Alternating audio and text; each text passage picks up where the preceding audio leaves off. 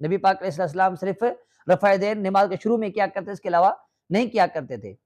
تو اب تقابل جو امام اعظم نے فرمایا نا، وہ یہ فرمایا کہ دیکھیں امام زہری ایک محدث ہیں، ان کو ایک مرتبہ جو مقام حاصل ہے حدیث دانی میں وہ بہت اعلیٰ ہے، لیکن حماد جو ایک مجتہد فقیہ ہیں، ایک عالم ہے، ایسے عالم ہیں جن کو اللہ پاک نے ملکہ عطا کیا ہے کہ احادیث اور قرآن سے مسائل کو نکال سکتے ہیں، تمام احادیث اور قرآن کی آیات پر ان کی نظر ہوتی ہے۔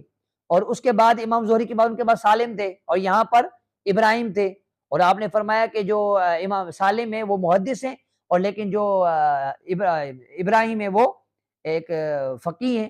اسی طرح وہاں عبداللہ بن عمر ہیں، عبداللہ بن عمر صحابی رسول ہیں، وہ ایک محدث بھی ہیں اور ایک مجتہد بھی ہیں، یعنی فقیہ بھی ہیں جو مسائل کو بیان کرے۔ لیکن اس کے مقابلے میں کون ہے؟ یہاں پر ان کے مقابلے میں علقمہ ہیں، ٹھیک ہے؟